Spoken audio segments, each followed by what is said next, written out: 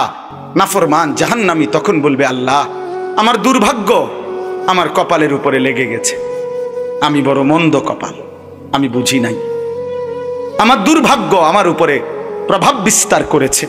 অকুন্না কৌমাং দাল্লিন, আমি পথভ্রষ্ট সম্প্রদায়ের অন্তর্ভুক্ত ছিলাম।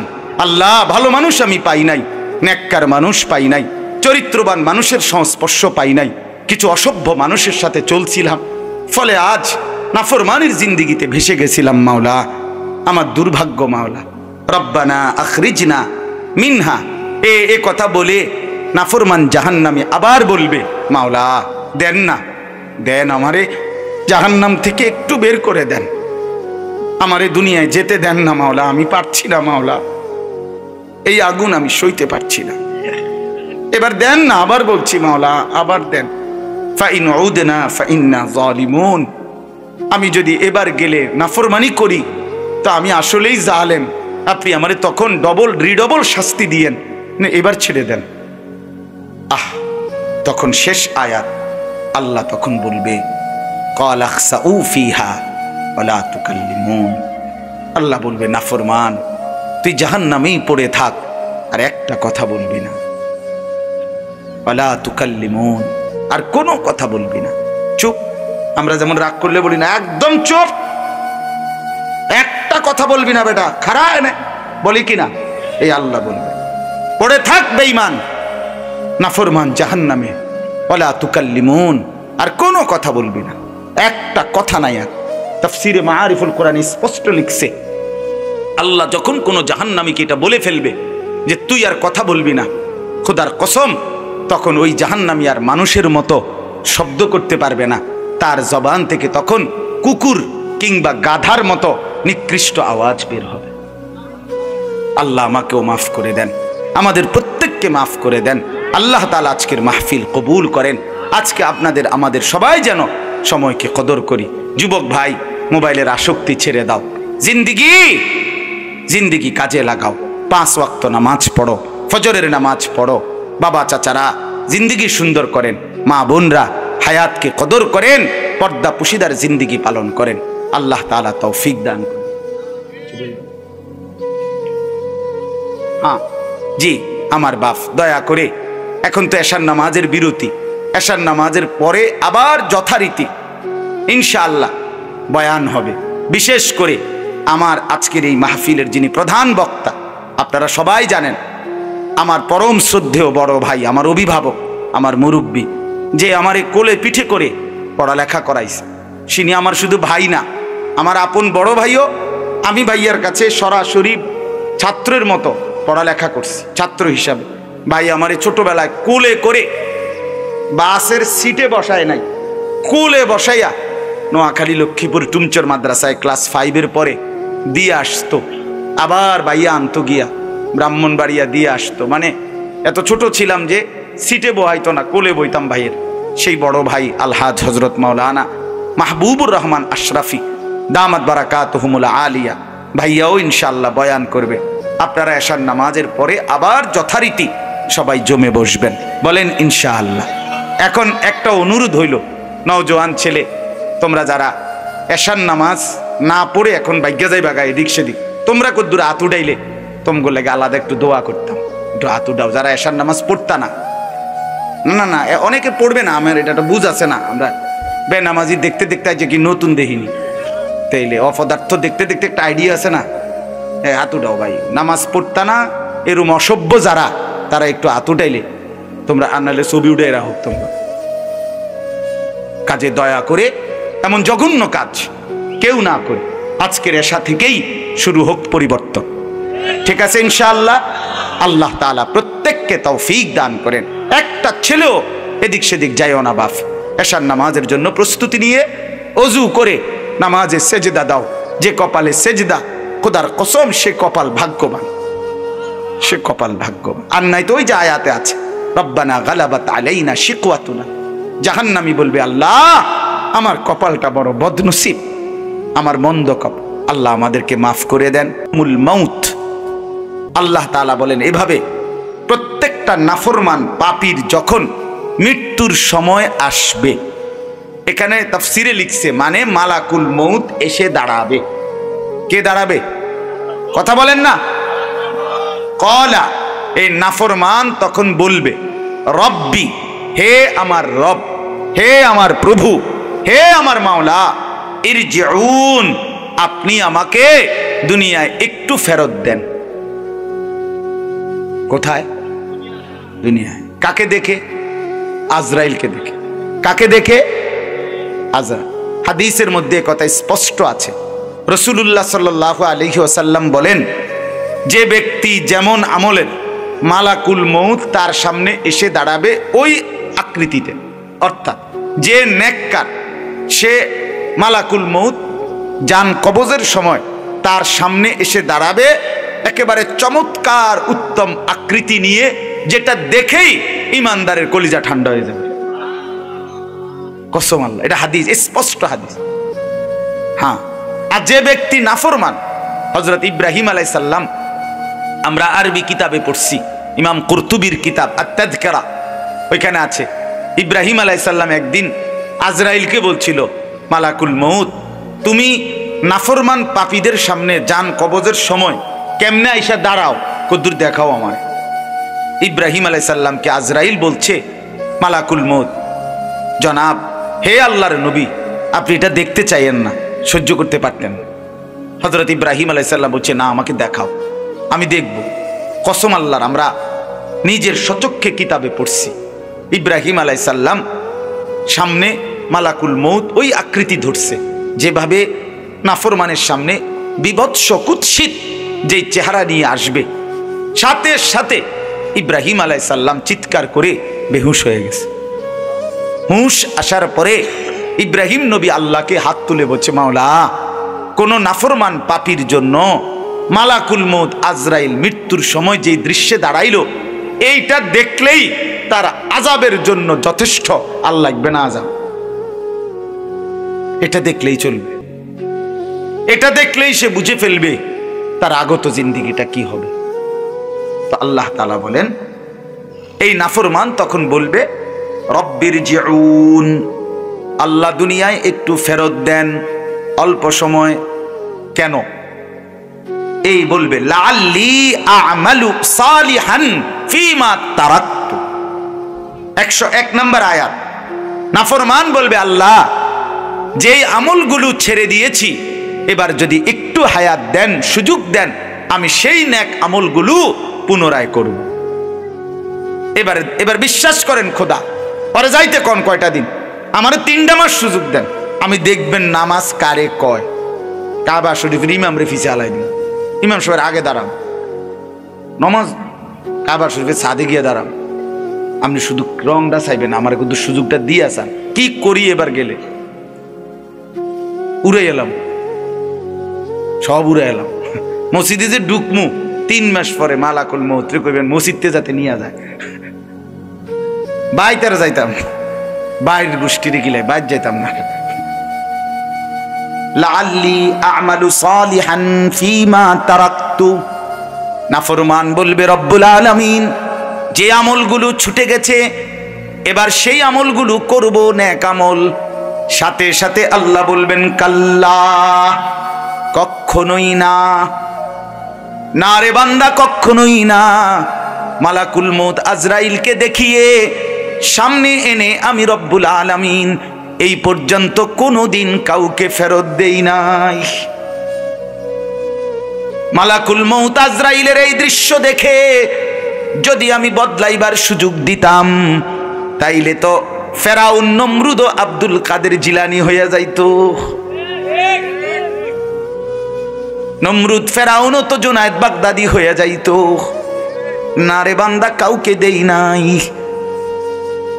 ইন্নাহা কালিমাতুন হুয়া কাইলুহা। এবার আল্লাহ বলবেন, নাফরমান, বেঈমান, কখনোই তোকে দুনিয়ায় আর যেতে দেয়া হবে না। এই যে তুই বললি ভালো হয়ে যাবি, এটাও তোর কথার কথা, মুখের কথা, মিথ্যা কথা। নাউজুবিল্লাহ। আল্লাহ বলেন, আমি জানি, তোর চিনি আমি, তুই বাটফার রে, আমি চিনি। তোর যে সময় তোর বেডির সিজার হয়, সিজারের আগে তুই মনে 1000 বার আমারে ডাকছিলি, আল্লাহ আল্লাহ আল্লাহ আল্লাহ আল্লাহ আল্লাহ আল্লাহ, আরে নামাই লাইছে আল্লাহ রে একেবারে। যখনই শেষ, বাচ্চাটা হয়ে গেছে, এবার 14 গোষ্ঠীরে জানাইতে আছে, হইছে হইছে হইছে, কার্টন লাগছে না? হ্যাঁ লাগছে লাগছে, কার্টন লাগছে, হইছে হইছে, শুনাইতে আছে। আসরও শেষ, মাগরিবও শেষ, এশার নামাজও শেষ, কি এর নামাজ সেরে গেছে না? তো আল্লাহ বলে, তুমি সিটাররে আমি চিনি, তুমি যে কি ডগে, তোমারে যে সময় অ্যাক্সিডেন্ট করছো সেই সময় তুমি আমি আল্লাহরে কত লক্ষবার ডাকছিলাম, মন নাই? এরপরে যখনই সুস্থ হয়ে গেছো, কিসের নামাজ কিসের রোজা? যখনই বিপদে পড়ছো তখনই আমারে ডাকছিলা, যখনই বেঁচে গেছো তখনই আবার ভুলে গেছো, আবারই ভুলে গেছো। আল্লাহ তাআলা বলেন, কাজেই তোমার এগুলো কথার কথা। অমিন ওয়ারাইহিম বারযাকুন ইলা ইয়াউমি ইউবআসুন, অতএব এখন কিয়ামত পর্যন্ত, আবার পুনরায় উঠানো পর্যন্ত, ইসরাফিলের ফু দিয়ে হাসরের মাঠে তোলা পর্যন্ত, বারজাখ মানে কবরের জীবন, এই কবরের জিন্দেগিতে পড়ে থাকো, আর ফিরবা। এবার শুধুই কবর, শুধুই বারজাখ। কবরের জীবনকে বলে বারজাখ। বারজাখ শব্দের অর্থ পর্দা, যেটা দুনিয়া এবং আখিরাতের মাঝখানে ব্যারিকেড দেয়, পর্দা দেয়, এটারে বলে বারজাখ, কবরের জীবন, মধ্যবর্তী স্টেশন। এরপরে আল্লাহ বলেন, ফাইজা নুফিখা ফিস সূর ফালা আনসাবা বাইনাহুম ইয়াউমাইদিন ওয়ালা ইয়াতাসাআলুন। অতঃপর যখন কবর থেকে ইসরাফিল দ্বিতীয়বার ফু দিবে, হাসরের মাঠ কায়েম হবে, সবাই যখন আবার তোমরা হাসরের ময়দানে দাঁড়াবা, ফালা আনসাবা বাইনাহুম ইয়াউমাইদিন ওয়ালা ইয়াতাসাআলুন। আল্লাহ তাআলা বলেন, সেদিন কোটি কোটি মানুষ হাসরের ময়দানে দাঁড়াবে, কেউ কাউকে বংশের, নসব মানে বংশ, আত্মীয়তার, সম্পর্কের কোনো পরিচয় দিবে না, কেউ কাউকে ভালো মন্দ কিছুই জিজ্ঞেস করবে না। কোনো বাপ বলবে না এটা আমার সন্তান, কোনো সন্তান বলবে না এটা আমার মা, এটা আমার বাপ, স্বামী বলবে না এটা আমার স্ত্রী, স্ত্রী বলবে না এটা আমার স্বামী। খোদার কসম, কেউ বলবে না, কেউ কাউকে। আল্লাহর নবী বলছেন, ইব্রাহিম আলাইহিস সালাম ইসমাঈলকে দেখবে, নিজের ছেলেকে, একবারও ডাকবে না, বলবে ইয়া রব্বি নাফসি নাফসি, আল্লাহ আমাকে বাঁচাও। ইয়াকুব নবীর মতো নবী ইউসুফকে দেখবে, কিন্তু একবারও ডাকবে না, বলবে ইয়া রব্বি নাফসি নাফসি, আল্লাহ আমাকে বাঁচা, আমাকে বাঁচা। ওয়ালা ইয়াতাসাআলুন। ভাই কোনো কষ্ট হচ্ছে? না না না না, হাসরের ময়দান এনে কইছি না, আমনে এনের কথা কইছি না, এটা হাসরের ময়দানের কথা কইতেছি। এই যে অহন যে আপনি কইলেন না, এই কথা যেমন কইলেন আমিও জিগাইলাম, এই জিগাইবও না কেউ, আর আমনে নাও কম লাগবে না, এটাই বলছো। ওয়ালা ইয়াতাসাআলুন, কেউ কাউকে ভালো মন্দ কিছুই জিজ্ঞেস করবে না, কিছুই বলবে না, একটা শব্দ বলবে না, কেউ না, কেউ কাউকে চিনবে না। সবাই প্রত্যেকে নিজেকে নিয়ে ব্যস্ত থাকবে, ব্যস্ত থাকবে। অতএব এরপরে আল্লাহ বলেন, ফামান সাকুলাত মাওয়াজিনুহু ফাউলাইকা হুমুল মুফলিহুন। সেদিন একমাত্র কারো সহযোগিতা দিয়ে কিছু হবে না, তোমার আমলনামা, তোমার মিজানের পাল্লার হিসাব, ওজন, এটাই হিসাব। এটা যেমন হবে তোমার ফলাফলও তেমন হবে। সোজা কথা, তোমার আমল এটাই শুধু পুঁজি, তোমার আমলনামা এটাই শুধু পুঁজি। এখানে কোনো সাইডে মাইডে নেতা কর্মী, বাপ ভাই, আত্মীয় স্বজন, পাড়া পড়শি, পরিচিত অপরিচিত, বক্তা শ্রোতা, আয়োজক, কিচ্ছু কোনো কাজ আসবে না। আল্লাহ বলেন, ফামান সাকুলাত মাওয়াজিনুহু, যার আমলনামা নেকির পাল্লার মধ্যে যার নেকি ভারী হবে, ফাউলাইকা হুমুল মুফলিহুন, সেই হবে সফল, কামিয়াবি, জান্নাতি। সুবহানাল্লাহ। ওয়ামান খাফফাত মাওয়াজিনুহু, আর যার আমলনামা মিজানের পাল্লায় যার নেকি হালকা হবে, গুনাহ ভারী হবে, ফাউলাইকাল্লাযীনা খাসিরু আনফুসাহুম, তারা শুধুই তারা যারা তাদের জিন্দেগি বরবাদ করলো, ফি জাহান্নামা খালিদুন, তারা চিরস্থায়ী জাহান্নামে বসবাস করে। এরপরে শুনেন, তালফাহু ওয়ুজুহাহুমুন নারু ওয়া হুম ফিহা কালিহুন। আহা বাপ, এটা কিভাবে তর্জমা বলা? হায় মাওলা, মাফ করুন। আল্লাহ তাআলা বলেন, যার আমল নামা হালকা হবে, গুনাহ ভারী হবে, তার ঠিকানা শুধুই জাহান্নাম স্থায়ীভাবে। আর জাহান্নামে কি হবে? আল্লাহ তাআলা বলে, দুনিয়ার মাছ, তেলাপিয়া মাছ, দুনিয়ার কই মাছ আমার বাপ কড়াইয়ের তেলের মধ্যে একবার এই পিঠ চাপ দিয়া ধইরা ভাজি করে, আবার উল্টাইয়া ওই পিঠ চাপ দিয়া ধইরা ভাজি করে, এরকম না? এই তালফাহু উজুহাহুমুন নার অর্থ হলো আল্লাহ তাআলা বলে, জাহান্নামী তোর চেহারাকে, দুই গালকে এরকম আগুনের মধ্যে চাপ দিয়া দিয়া তোরে ওয়াহুম ফিহা কালিহুন, বিভৎস কুৎসিত চেহারা বানায় ফেলা হবে। তালফাহু উজুহাহুমুন নার অর্থ হলো চেহারা উলট পালট করা হবে, একবার এই পিঠ একবার ওই পিঠ। ওয়াহুম ফিহা কালিহুন, আল্লাহ বলে চেহারাটা তখন বিভৎস, একদম কুৎসিত কালো হয়ে যাবে। নাফরমান তখন চিৎকার করবে, আল্লাহ বলবে, আলাম তাকুন আয়াতি তুতলা আলাইকুম, আমার বান্দা মনে পড়ে তোমার কাছে তো আমার আয়াত, আমার কোরআন, আমার দ্বীন পড়া হয়েছিল, বলা হয়েছিল, ফাকুনতুম বিহা তুকাজ্জিবুন, তুমি তো সেটাকে মিথ্যা মনে করেছো। আরে মাইতো না চাই হুজুররা এডি কয়, কইতো লাগলি কি আর কোনটা কমাইয়া কয়নি, এমন বেদ্যপ আছে না? আরে রাখ বেটা, সব কানে হুজুররা ধরে আনিস না, সব কানে হুজুররা, সব কিছুতে হুজুররা ধরে আইন না। হুজুরের সব ধরতে গেলে আর দুনিয়া চলন লাগতো না। এমন অসভ্য লোক আছে কিনা বলেন? কি বললেন, কি বুঝাইতে চাইলেন, কি বুঝাইতে চাই? আমি একদিন আমার এক বড় লোক, ভদ্রলোক, বিরাট মানুষ, এবারটা আমারে এরকম ওয়াজে বসছি আর কাগজ লিখে দিছে, কি কি বলতাম না, এ রাজনৈতিক কথা বলবেন না, বিতর্কিত কথা বলবেন না, আরো কিতা কিতা জানি অনেকটি লিখে দিছে, মানে 7-8টা হইব, নিচে লিখে দিছে। এরপরে কোরআন সুন্নাহ থেকে কথা বলবেন। পরে আমি খুব সুন্দর করে বলছি, আঙ্কেল মনে কিছু না নিলে এ যেটি যেটি লিখছেন বলা যাবে না, এগুলো বাদ দিয়া কোরআন সুন্নাহর কথাটা কেমন হয় এটা স্যাম্পল হিসাবে একটু আমনে 10টা মিনিট কদুর কন, এরপরে আমি এটার ব্যাখ্যা করব। মানে আমনে আগে, আমনে তো যেহেতু বুঝছেন এটি বাদ দিয়া কুন্ডি কোরআন হাদিসের কথা, এই কথাটি কদ্দুর আমনে কদ্দুর 10টা মিনিট বলেন, পরে 2 ঘন্টা লাগাইয়া আমি এটি বুঝাম। আমরা কি আর এগুলো জানি? হাবড়া শুদ্ধ মারে, আমরা কি আর এগুলো জানি? তা না জানলে আপনি ফাজলামি করলেন কেন? কথা বলেন না কেন? আপনি এটি লিখলেন কেন? কথা বলেন। আমার সাফ কথা, আওয়ামী লীগ বিএনপি বুঝি না আমি, আমার বাপ মুসলমান, আপনারা প্রত্যেকের কাছে অনুরোধ, রাষ্ট্রের শেষ মাথা থেকে একেবারে শেষ পর্যন্ত জমিনের প্রত্যেক বিষয়েই কোরআন সুন্নাহর আলোকে উলামায়ে কেরামকে যদি কথা বলবার সুযোগ দেয়, তাইলে রাজনৈতিক ব্যক্তিরাও সংশোধন হবে, সমাজের সাধারণ মানুষরাও সংশোধন হবে, হাসরের ময়দানে সকলেই তখন লাভবান হবে। যারা রাজনীতি করেন আপনারা এই দেশের বাহিরে না, আপনারাও শোনা দরকার, আপনাদের রাজনীতিতে, আপনাদের দলে, আপনাদের ক্ষমতায়, আপনাদের দুনিয়ার এই সমস্ত নীতিতে কোথায় কোথায় ভুল হচ্ছে, এটা কি শুধরায়া দেওয়া বলা উচিত নয়? তাই উলামায়ে কেরাম এই কাজটাই করছে, এই খেদমত করছে। এটা বাধাগ্রস্ত করলে ওই ব্যক্তির ক্ষতি হবে। 50 বছর ধরে যিনি রাজনীতি করেন, আপনার জিন্দেগিই তো রাজনীতি, তাহলে আপনি যদি রাজনীতির কোনো বিষয়ে কোরআন সুন্নাহর কথা বলতে না দেন, তো আপনি সংশোধন হবেন কিভাবে? আপনার আখিরাত মিলবে কিভাবে বলেন? তখন কিভাবে মিলবে? আপনার পরকাল তো টিকবে না, তখন পরকাল তো টিকবে না।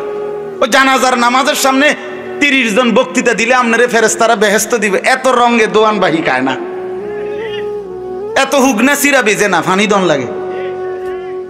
আমরা দেশে আরো একটা কয়, কইতাম নি এটা, এত ভাত দুধ দিয়ে খায় না। কথা বুঝেন নাই? সাফ কথা মিয়া, সব বিষয়ে, দ্বীনের বিষয়ে, সকল ব্যাপারে আল্লাহর কথা, শরীয়তের বিধান শোনা উচিত। উচিত কিনা বলেন না কেন? সংশোধনের ফিকির চাই, পরিবর্তনের ফিকির চাই। আজকে সারা বাংলাদেশের আমরা উলামায়ে কেরাম প্রতিনিয়ত এই শিক্ষা, এই সিলেবাস, এই কারিকুলাম, এই ট্রান্সজেন্ডার সহ ছেলে মেয়ে, নারী পুরুষের অবাধ মেলামেশা, ফ্রি সেক্স, ফ্রি একেবারে ওপেন অবাধ যৌনতা ফ্রি মিক্সিং করার ইউরোপীয় যেই ষড়যন্ত্র বাংলাদেশে বাস্তবায়ন করার চক্রান্ত হচ্ছে, সেটা কোনো দলের উঠানামার কোনো বিষয় না, এটা আগামী প্রজন্মের বাঁচানোর বিষয়। 12, 13, 14 বছরের ছেলে মেয়েদেরকে বাঁচাইতে হবে, বাঁচাইতে হবে, বাঁচাইতে হবে এই অসভ্যতা থেকে, এই নোংরামি থেকে, এই অশ্লীলতা থেকে। ট্রান্সজেন্ডার বাংলাদেশে বাস্তবায়ন হতে দেয়া হবে না। সাফ কথা, এক সাগর রক্তের বিনিময়ে হলেও সমকামিতা বাংলাদেশে বাস্তবায়ন হবে না ইনশাআল্লাহ। খামখেয়ালি করলে হবে না। সপ্তম শ্রেণীর বই থেকে শরীফার গল্প নামে এই গল্প বাদ দিতে হবে। থার্ড জেন্ডার আমরা বুঝি, হিজরা আমরা বুঝি, হিজরার প্রতি আন্তরিকতাও আমরা বুঝি। বাংলাদেশে একমাত্র কওমি মাদ্রাসার আলেমরা ঢাকার কামরাঙ্গীর চরে হিজরাদের জন্য মাদ্রাসা করছে।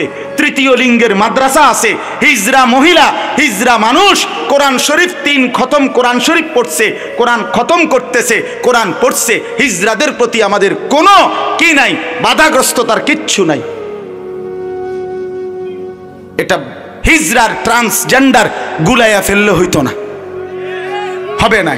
আল্লাহ বুঝার তৌফিক দান করে। আল্লাহ তাআলা বলেন, তাইলে তুমি ভুল মনে করেছো। ক্বালু রব্বানা গালাবাত আলাইনা শিকওয়াতুনা ওয়া কুন্না কওমান দাল্লিন। আহা, নাফরমান জাহান্নামী তখন বলবে, আল্লাহ আমার দুর্ভাগ্য আমার কপালের উপরে লেগে গেছে, আমি বড় মন্দ কপাল, আমি বুঝি নাই। আমার দুর্ভাগ্য আমার উপরে প্রভাব বিস্তার করেছে। ওয়া কুন্না কওমান দাল্লিন, আমি পথভ্রষ্ট সম্প্রদায়ের অন্তর্ভুক্ত ছিলাম। আল্লাহ ভালো মানুষ আমি পাই নাই, নেককার মানুষ পাই নাই, চরিত্রবান মানুষের সংস্পর্শ পাই নাই, কিছু অসভ্য মানুষের সাথে চলছিলাম, ফলে আজ নাফরমানির জিন্দিগিতে ভেসে গেছিলাম। মাওলা আমার দুর্ভাগ্য, মাওলা রব্বানা আখরিজনা মিনহা। এ কথা বলে নাফরমান জাহান্নামে আবার বলবে, মাওলা দেন না, দেন আমারে জাহান্নাম থেকে একটু বের করে দেন, আমারে দুনিয়ায় যেতে দেন না মাওলা, আমি পারছি না মাওলা, এই আগুন আমি সইতে পারছি না, এবার দেন না। আবার বলছি মাওলা, আবার দেন। ফাইন উদনা ফাইন্না যালিমুন, আমি যদি এবার গেলে নাফরমানি করি তো আমি আসলেই জালেম, আপনি আমারে তখন ডবল রিডবল শাস্তি দিয়েন না, এবার ছেড়ে দেন। আহ, তখন শেষ আয়াত, আল্লাহ তখন বলবে, ক্বাল আখসাউ ফিহা ওয়ালা তুকাল্লিমুন। আল্লাহ বলবে, নাফরমান তুই জাহান্নামেই পড়ে থাক, আর একটা কথা বলবি না, ওয়ালা তুকাল্লিমুন, আর কোনো কথা বলবি না, চুপ। আমরা যেমন রাগ করলে বলি না, একদম চুপ, একটা কথা বলবি না বেটা, খারা এনে বলি কিনা, এই আল্লাহ বলবে পড়ে থাক বেঈমান নাফরমান জাহান্নামে, ওয়ালা তুকাল্লিমুন, আর কোনো কথা বলবি না, একটা কথা নাই। আর তাফসীরে মাআরিফুল কোরআন স্পষ্ট লিখছে, আল্লাহ যখন কোনো জাহান্নামীকে এটা বলে ফেলবে যে তুই আর কথা বলবি না, খোদার কসম, তখন ওই জাহান্নামী আর মানুষের মতো শব্দ করতে পারবে না, তার জবান থেকে তখন কুকুর কিংবা গাধার মতো নিকৃষ্ট আওয়াজ বের হবে। আল্লাহ আমাকেও মাফ করে দেন, আমাদের প্রত্যেককে মাফ করে দেন। আল্লাহ তাআলা আজকের মাহফিল কবুল করেন। আজকে আপনাদের আমাদের সবাই যেন সময়কে কদর করি। যুবক ভাই, মোবাইলের আসক্তি ছেড়ে দাও, জিন্দিগি কাজে লাগাও, 5 ওয়াক্ত নামাজ পড়ো, ফজরের নামাজ পড়ো। বাবা চাচারা জিন্দিগি সুন্দর করেন, মা বোনরা হায়াতকে কদর করেন, পর্দা পুশিদার জিন্দিগি পালন করেন। আল্লাহ তাআলা তৌফিক দান করেন। হ্যাঁ জি, আমার বাপ দয়া করে, এখন তো এশার নামাজের বিরতি, এশার নামাজের পরে আবার যথারীতি ইনশাআল্লাহ বয়ান হবে। বিশেষ করে আমার আজকের এই মাহফিলের যিনি প্রধান বক্তা, আপনারা সবাই জানেন, আমার পরম শ্রদ্ধেয় বড় ভাই, আমার অভিভাবক, আমার মুরব্বী, যে আমারে কোলে পিঠে করে পড়ালেখা করাইছে, তিনি আমার শুধু ভাই না, আমার আপন বড় ভাইও।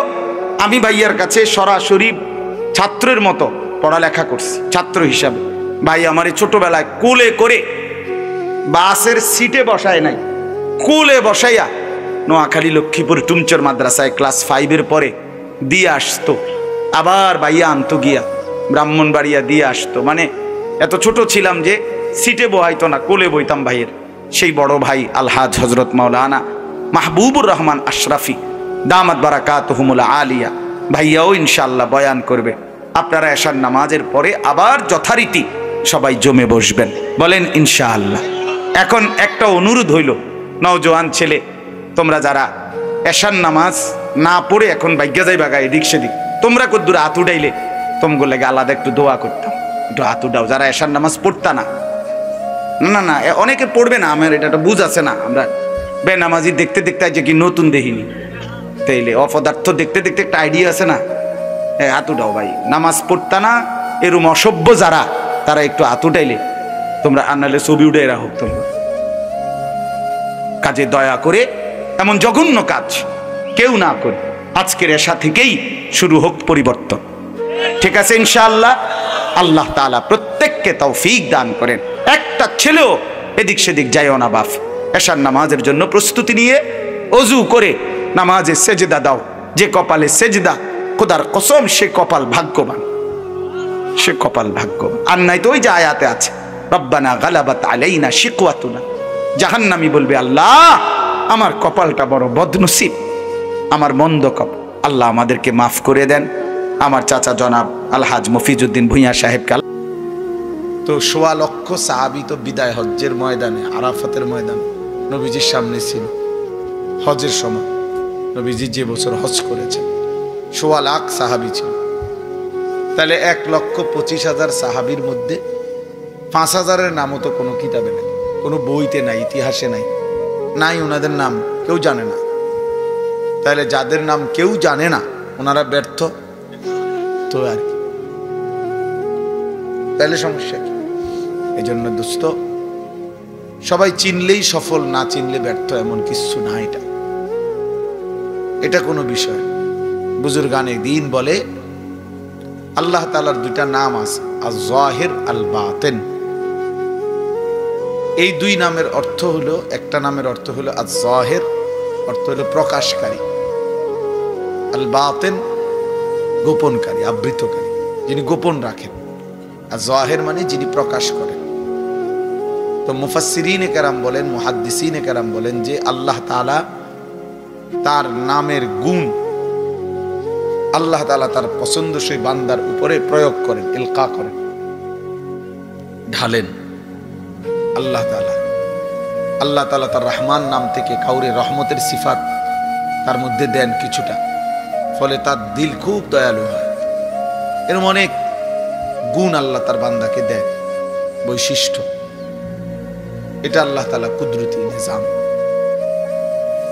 তো আল্লাহ তাআলা এই দুই নাম আল্লাহ তার ইচ্ছা মতো তার কোনো বান্দার উপরে জুহুর মানে এই প্রকাশকারী এই গুণটা দেন কাউরে, তো তখন দুনিয়া তাকে চেনে।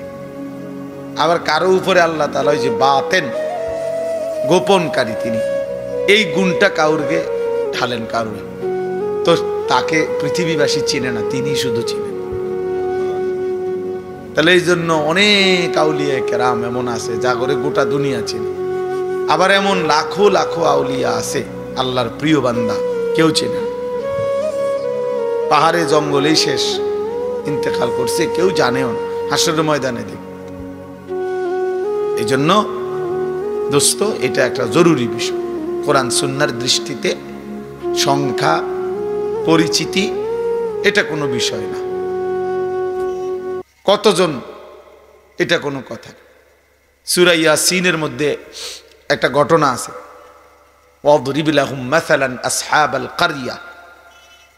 এই ঘটনার মধ্যে আছে ৩ জন রাসূল আল্লাহর পক্ষ থেকে একটি এলাকার মানুষকে দিবানিশি কালেমার দাওয়াত দিছে, আল্লাহর দিকে দাওয়াত দিছে। ৩ জন রাসূল মিলে একসাথে দিন রাত মানুষকে কালেমার দাওয়াত দেওয়ার পরে ইমানদার হইছে ওনাদের হাতে এই পুরা সময় একজন। ওয়াজাআ মিন আকসাল মাদিনাতি রাজুলুন, এই যে রাজুলুন মানে একজন লোক, এই একটা লোক ইমানদার ছিল। তাইলে ৩ জন রাসূলের দাওয়াতে কালেমা পড়ে মুসলমান হইছে, ইমানদার হইছে কয়জন? তো উনারা ব্যর্থ, ওনারা এইটা মনে রাখতে হবে। এটা মনে রাখতে হবে। এজন্য আল্লাহর কথার দিকে আন্তরিক হওয়া দরকার। কম হোক বেশি হোক, যে মনোযোগ দিয়ে, জওয়ান কিংবা বুড়ো, আল্লাহর কথা যে দিল দিয়া মনোযোগ দিয়ে আন্তরিকতা নিয়ে শুনে, আল্লাহ তার জিন্দিগি ধীরে ধীরে বদলায়। কোনো গাফেল বদলায় না, অলস বদলায় না, গাফেল গাফেলই থেকে যায়। খামখেয়ালি আর কি, অবহেলা, অলসতা।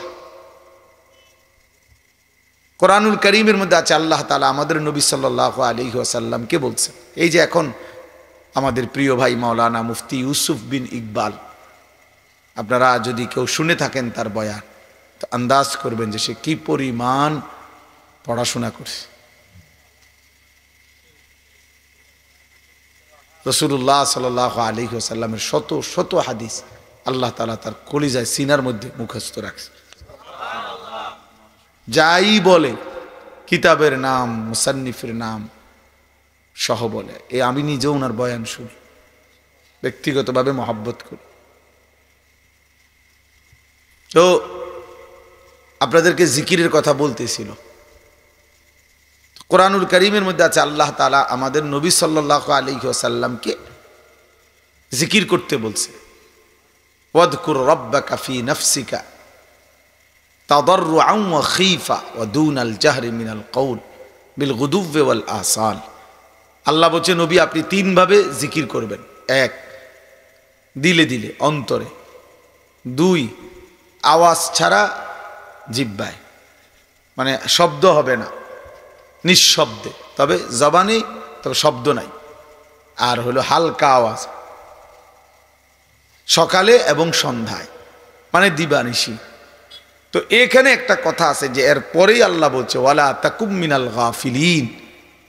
নবীজিকে আল্লাহ বলছে বন্ধু গাফিলদের অন্তর্ভুক্ত হয়েন না। তাহলে আমাদের রসুল সাল্লাল্লাহু আলাইহি সাল্লামকে যেখানে আল্লাহ বলছে গাফিলদের অন্তর্ভুক্ত হবেন না, নবীজি সাল্লাল্লাহু আলাইহি ওয়াসাল্লাম গাফিল হওয়ার কোনো প্রশ্নই আসে না। 24 ঘন্টা চিনি আল্লাহ পাকের ধ্যান ও খেয়ালে থাকতেন, সেই তাকেই আল্লাহ বলছে এর পরেও বলতেছে যে আপনি গাফিলদের অন্তর্ভুক্ত হবেন না। তাইলে আমাদের জন্য কি পরিমাণ গুরুত্ব।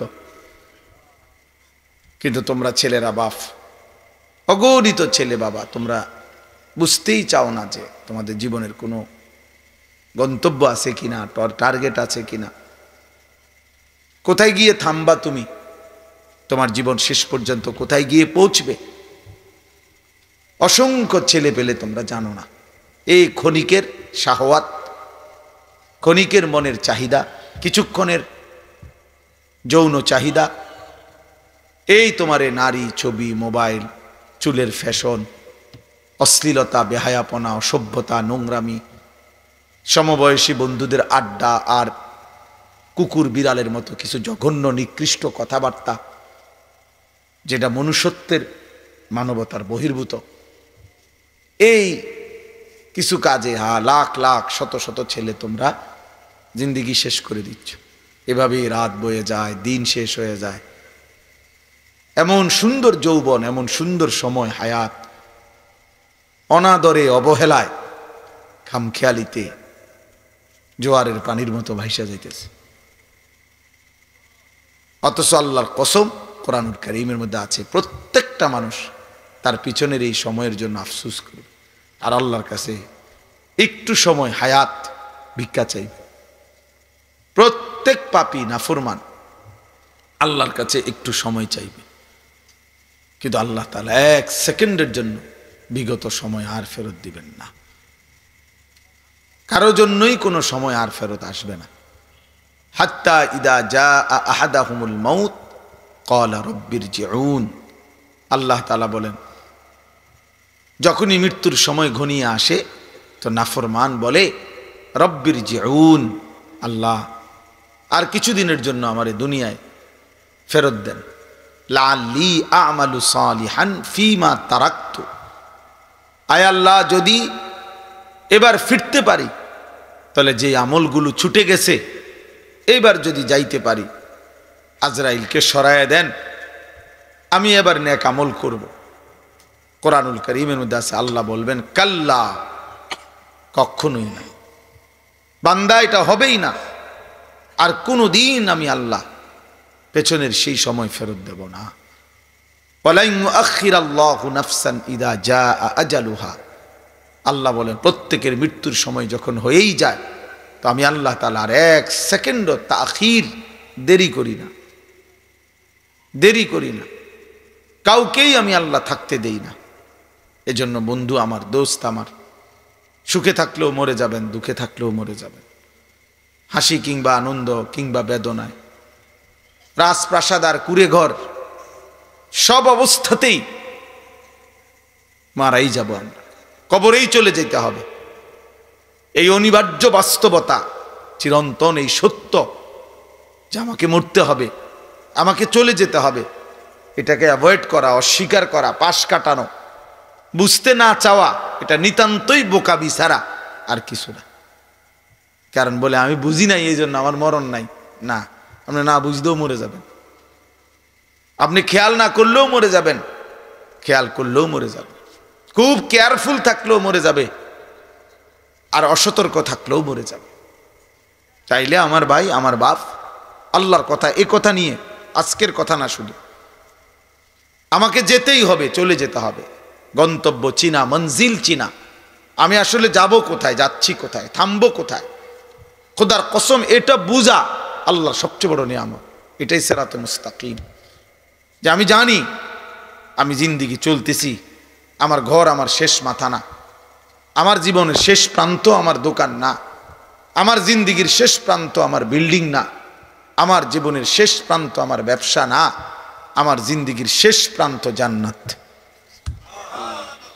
কেউ একজন যার সুযোগ আছে, ভাল লাগছে, মন চাইছে, এমনি আমাদের চোখের দিকে তাকায়া আল্লাহর কথা শুনতে হবে, এটা জরুরি।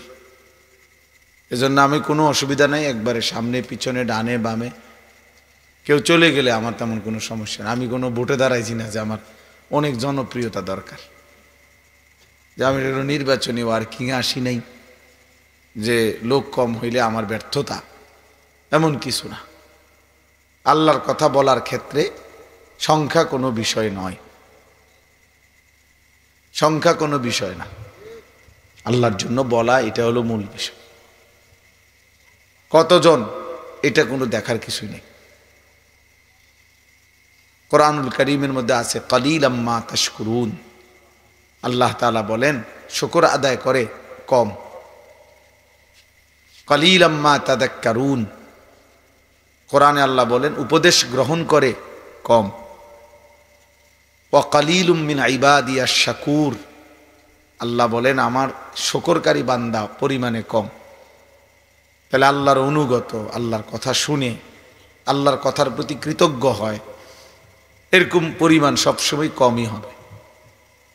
এটা নিয়ে আফসোসের কিছু নেই, কম কিংবা বেশি, সফলতা কিংবা ব্যর্থতার কিছু নেই।